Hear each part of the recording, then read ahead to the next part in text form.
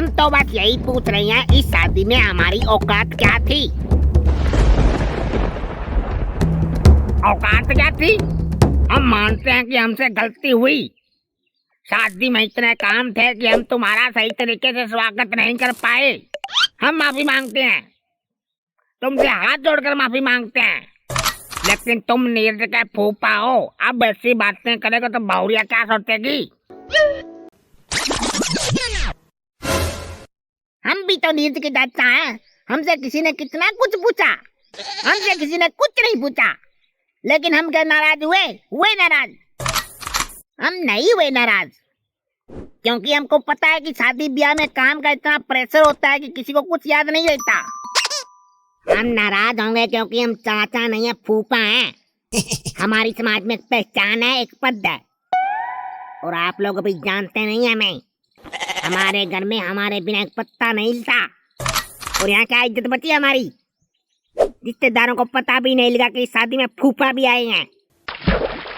32 वर्ष के रिश्ते में इतना अपमान, ना तो बारात में पूछ, ना खाना परोसने में पूछ, और मिठाई में भी सबसे आखिरी में बूंदी का लड्डू दिया गया, वो भी बचा हुआ। फूफा जी, आप तो इतने सिंपल दिखते हो। हलवाई भी बोले कि बड़े सादगी वाले आदमी हैं, शायद आटे वाले स्टाफ से होंगे। डीजे वाले ने भी माइक पकड़कर कहा था, कोई स्टेज पर है तो वो नीचे आ जाए, कैमरा ब्लॉक हो रहा है। और आप तो स्टेज पर ही खड़े थे।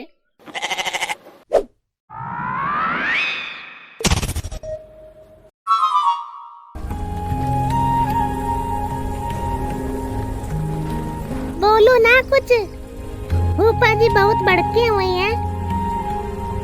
ना, हम तो उनकी आंखों से डरते हैं। जब भी बचपन में आते थे, हमारे कान खींचते थे। माना इस शादी में आपसे ज्यादा इज्जत हलवाइयों की हो गई। हम गलती स्वीकार करते हैं हम गलती स्वीकार। लेकिन अभी अगर ये बातें बहुरिया सुनेंगी तो क्या सोचेगी? बहुरिया क्या सोचेगी? ये पहले सोचना चाहिए था कि फूफा जी क्या सोचेंगे। अभी बहुरिया क्या सोचेगी? साला यहाँ हमसे तो पानी भी नहीं पूछा गया, और जब ठंडा लेने गए तो बोले ये सिर्फ वीआईपी मेहमानों के लिए। हम क्या इस घर के नौकर हैं क्या? तो हमें कौन सा वीआईपी ट्रीटमेंट मिला? हम तो लड़के के चाचा थे, हमारे तो पैर धोकर पीने चाहिए थे। लेकिन किसी ने पानी भी नहीं पूछा, और हमने तो रिश्ता भी करवाया था, लेकिन मिला क्या? बिठा दिया ड्रम के ऊपर। अब हम इतना जानते हैं कि अभी इन बातों का कोई मतलब नहीं है। अब जो हुआ सो हुआ। फिर भी हम आपसे माफी मांगते हैं और आपको वचन देते हैं कि आगे से आपका पूरा ख्याल रखा जाएगा। फूफा जी का सबसे बड़ा अपमान तो वो था जो कुएं पे जो लोटा रखा गया था वो तक आपसे पहले भर लिया गया। अब बहुत हो गया। हम इस अपमान के खिलाफ इज्जत वापसी मोर्चा शुरू करेंगे, और अगली शादी में हम सिर्फ अपनी फोटो भेजेंगे, शरीर नहीं। यार सुरेश, अब तुम गदापा वाली हरकत कर रहे हो। तुम्हारी यही हरकतें मुझे पसंद नहीं है। कम से कम ठंडा तो पी लो।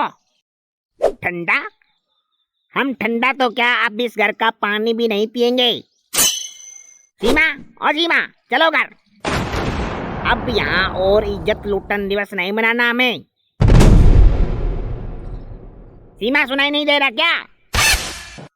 बाद में नहीं लेके जाएंगे, बैठे रहना और मायके में करती रहना माता पिता की सेवा। जाइए ना, मना लीजिए, नहीं तो बाद में ताना देंगे और बुआ जी को भी नहीं लेके जाएंगे।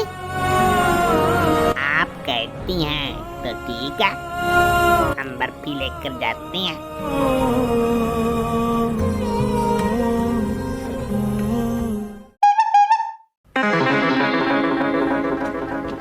फूफा जी, ये मीठा खा लीजिए। आप बर्फी लेकर आए हो?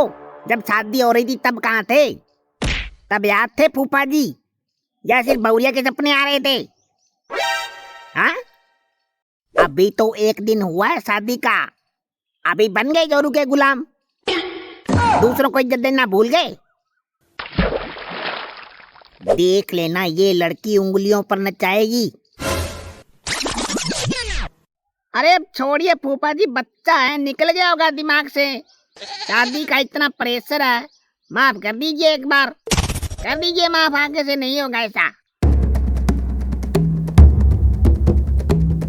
फूफा जी प्रणाम। फूफा जी, इन सब की तरफ से मैं आपसे माफी मांगती हूँ।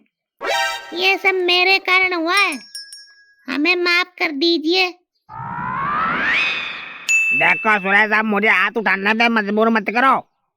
देखो भौजिया भी माफी मांग रही है, अब बहुत हो गया, मान जाओ। अब खाओ मिठाई, चलो चलो मुंह मीठा करो, मुंह मीठा करो, चलो।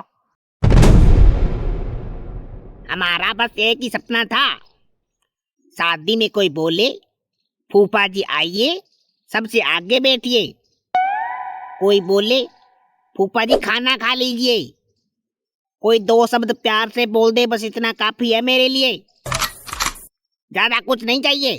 चलो कोई बात नहीं, आखिर फूफा है, इतना तो बनता है। कोई बात नहीं नीरज बेटा, तुम बहुरिया को लेकर अंदर जाओ और बहुरिया को संभालो, हम देख लेंगे बाहर। इन्हें तो शादी में मिठाई नहीं मिली और मुझे रात में चैन नहीं मिलने वाला। चलो जल्दी।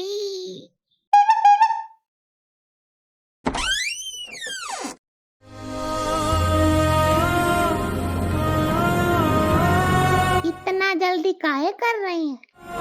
हम क्या कहीं भागे जा रहे हैं?